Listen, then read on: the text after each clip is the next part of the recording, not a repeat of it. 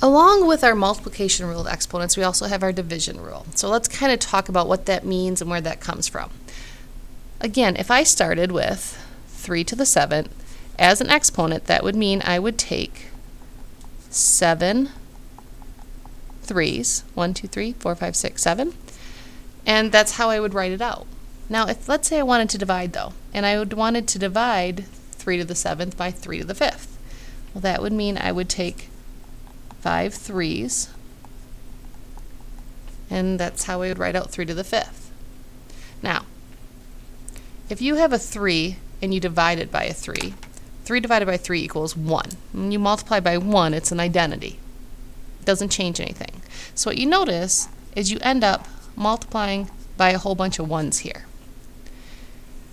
1 times 1 times 1 times 1 times 1. And then we have these 2 3s here. So you can see that this becomes 3 to the, you can either count it as 2 3s, you can say, oh, look at multiplication rule. Same base multiplying, we add the exponents. Any way you want to think of it, you get a 2 there. Now let's look at our relationship between our exponents here. We have a 7, a 5, and a 2. Well, hopefully that means you can see that 3 to the 7th divided by 3 to the 5th means you subtract the exponents.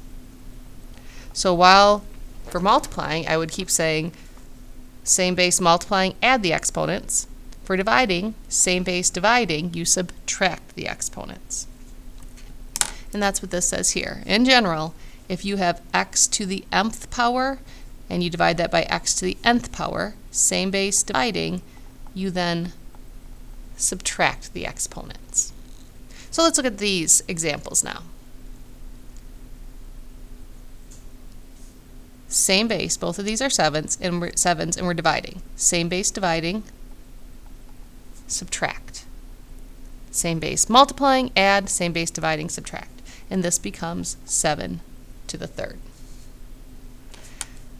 Now, look at our bases here. Here we had nice simple 7s. Over here we have this 8 to the 5th. But I want you to notice that these bases are the same. Same base dividing, subtract the exponents.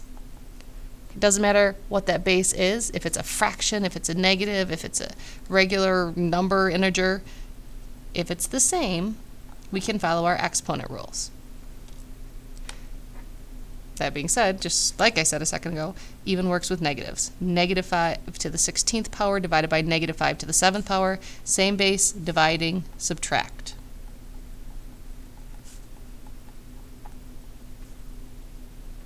This one's kind of interesting. Notice we have the same base of 13, and we're dividing, so I'm going to go 5 minus 4. Well, 5 minus 4 equals 1. And this is one of those cases of that is 13 to the first power. And we don't write it as 13 to the first power, though. We write it as 13, knowing that we actually have a little exponent of 1. One more example. We've seen this a lot in our power standards. Can this be written in a simpler form? Well, remember what we do is we can break things up. We can actually write this as 3 to the 5th over 3 to the 2nd times 2 to the 8th over 2 to the 3rd. Sorry, it's a little bit blurry there. And then just treat each one separately. Same base dividing, subtract the exponents. Same base dividing, subtract the exponents. So this becomes 3 to the 3rd times 2 to the 5th. Again, could we figure that out? We could. It doesn't say to evaluate though, so I'm just going to simplify it as much as I can. So along with our multiplication property of exponents, another one we have is our division property. And they're just shortcut ways where we can solve problems without having to write out all of our powers.